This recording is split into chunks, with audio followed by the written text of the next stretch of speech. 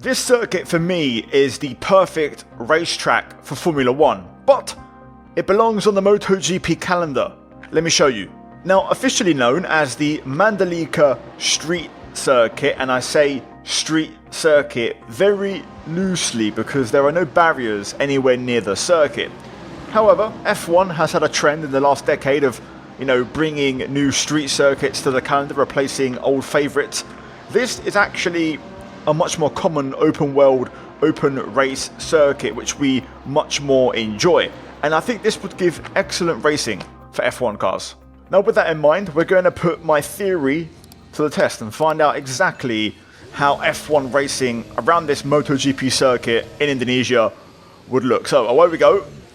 AI with a interesting start as they slash across the racetrack. Just want to be careful here to not run into too much trouble. We know what the AI like on a set of calls, especially the first turn off the start line. So just taking it easy here as we make our way through the first few corners. Tyres are cold, so I've got no grip in the rubber right now. Now you can already tell we've got an interesting section here where turn 1 is a 90-degree right, and then it's followed by a bit of a U-shape, turn 2, 3, 4. And then it kicks out onto this long, windy back straight. Just trying to see where the braking is at the minute. Don't want to overcommit too much in case we get in trouble. We've got a car on our right, so I've got to leave some space. That's the Alpine of Gasly having a look. Luckily, we stay in front. Now, once you get through that kind of back straight, that 90-degree right, you've got this sequence of S-bends or S-curves. And then it feeds into this complex, which reminds me of Argentina. It's just a long, winding right. We've got a car on our right, by the way. That's Gasly having a look. And then it tightens up into a hairpin. And then it feeds into a left 90-degree corner for the last corner of the lap. So it's a very quick lap, around a 1 minute 10, 1 minute 9, 8, depending on setup, give or take. So a bit like Austria.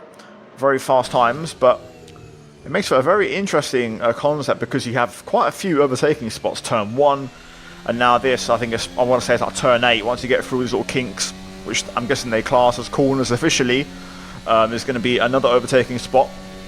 And then you've also, into that penultimate corner, you've got another chance to pass. And I think actually these sort of tracks suit F1 cars because also they're quite wide, big curbs. I think it works well. I think it could work well. You can see here, this might be all flat in qualifying trim with the right setup, of course. This is the only one where you might have to take a little small lift, but if you get the line right, maybe. Now, this is what I mean about this corner. It makes for such an interesting dynamic because the lines you can take really do vary. If you kind of go in tight or go in really wide and kind of, tuck it in. There's a lot of possibilities as we get a lot of understeer there. Dirty air on the front end. Front wash, getting really close. I'm going to knock the brake bias back as well because I was front locking a bit. We'll go all the way back to 52, which is the minimum or the most rearward the car can take. But now, onto lap 3 now. Tyres are warming up a little bit, so we can start to get stuck in. We're going to start using the battery as well a little bit to make overtakes happen. So this is what I mean. You just get this run all the way through these kind of curves. It's all flat, easy flat. There we get the DRS, which, could also be adjusted to make things better. Up the inside. Big lunge, but Tsunoda holds on. Fair play. And that's what I mean about this track. It's nice and wide. It encourages racing. And in that scenario there, the outside line probably working better than the inside because you can keep your speed up, your speed high, and momentum. Now into this one. Here we go again. Getting squeezed by Tsunoda here. We're going to go down the inside into this hairpin. Still there.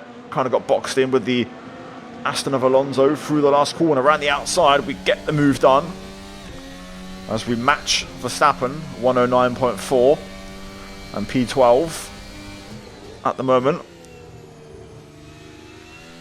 Let's see if we try and get Alonso here. If we can set this up through this U section. There we go. Nice run. No need to even use a battery. We're going to get a nice, slow slipstream.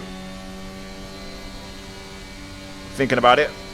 Yep, we're going to go for it. It's such high speed.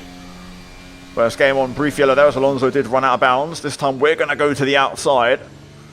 And that does seem like it's a move to make.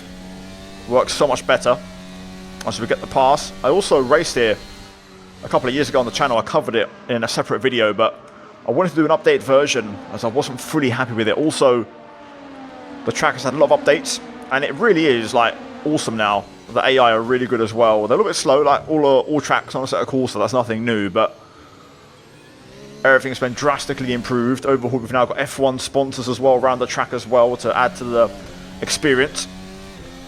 Another 109.4, so very consistent. Verstappen into the threes now. Let's try and get another move. Ocon next up here.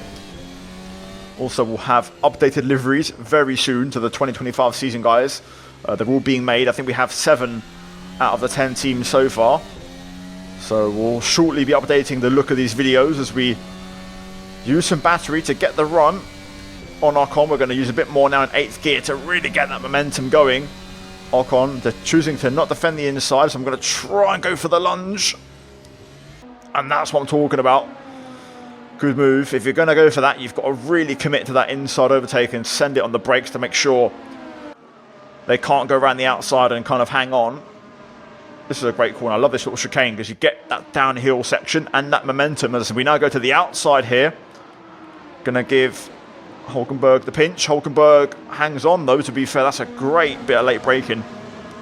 And stays in front. Let's see, we've got both Haas cars here just ahead of us now. So we'll try and go through 109.0. Fastest lap of the race from us there. Into turn 1. Not quite close enough to get the run. Again, it depends where you go for it. You know, if you want to set up the overtake in the last couple of corners to get into turn 1, then you'd also change a line. I was trying to go for it first time of asking there on Hulkenberg, but we might get both Haas cars here. I'm going to stay on the battery. Especially in 8th gear, it really does work, and we might get a double. Oh no, we bombed out on the curb. I tried it. I was going to try and sneak around the outside of Magnussen there, but we get punished for it. Luckily, huge runoffs, which F1 also loves, painted runoffs. So we live to fight another day. Again, these curbs are excellent, and you also can bottom out on the curbs if you hit them at the wrong angle. So it's a really good track, really good mod quality as well. Down the inside this time on Hulkenberg. It's my turn to try and outbrake, which we do, and this time we get the overtake done. So now we can get after Magnussen. Oh! Easy. Easy. Luckily, Hulkenberg is nowhere near us to punish us for that mistake. You can see him just creeping there on the radar, but we're fine. We're good to go. Into the gravel there, briefly. One of the few areas in this track where there is a bit of gravel. I've got that all wrong as well. Got dirty tyres still on the right side. So Magnussen getting a break. Let's get after him.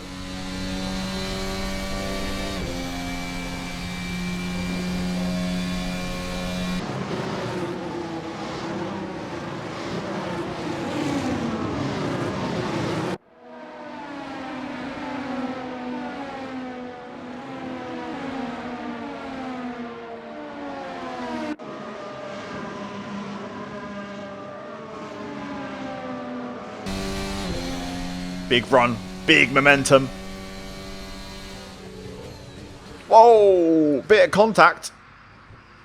We managed to hang on to it, but we lose out to Ocon, who's overtaken Hulkenberg. I'll have to watch that back, but our tyres right now are screaming hot. They are the exact same colour as my car right now, so we're going to have to just take it a little bit easy here and try not to kill them off. That was an interesting dynamic, and that's what I mean about this track, and especially that kind of corner as well. You could see the different lines you can take through there really do offer, I think, an interesting bit of wheel-to-wheel combat. I mean, imagine if that was the last lap of the race and that happened. Oh my days, the controversy would be very, very interesting. I'm going to try and have a look here at Ocon. On the inside. Through we go. Small bit of contact on the way through, but Ocon wasn't willing to battle that as hard as Hulkenberg was a few laps back. Right, we'll run it back. Basically lost a lap in terms of progress, but we'll get right onto the back of Magnussen here ASAP and get back to work. I'm going to go for the wide line here. You can see Magnussen there going for a much sharper line, much more kind of V-shaped, rather than what we go for more round line, I'd say. There we go, 108.9, straight back on the pace after that. Left side tyre still a bit hot, but just got to make sure we take it easy and lean on the right side. Let's get K-Mag here. Let's set this up. Make sure we get the exit. See, again, taking a different line to break the dirty air. And that puts us right on the back of him. I'm going to try and get alongside him here. Once we bottom out on the curb. On the DRS, now to the outside line.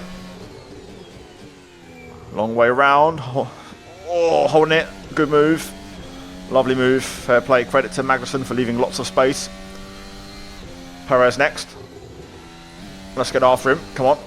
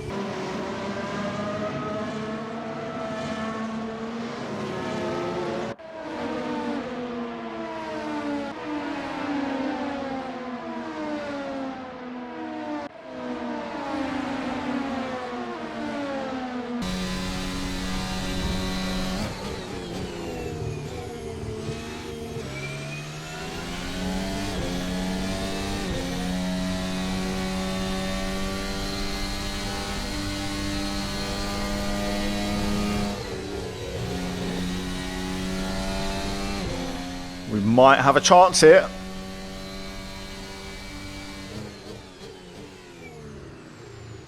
Lock up on the right front.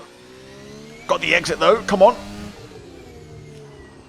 Through on Perez. Yes, come on, we'll take it. Nowhere near a podium. 107.7 for P7. Really good recovery. Really good turnaround. Shame we lost that lap with that half spin, but what a race. Had a bit of everything. I really think Mandalika works. And it's called Mandalika Street Circuit, but not much really there, is there?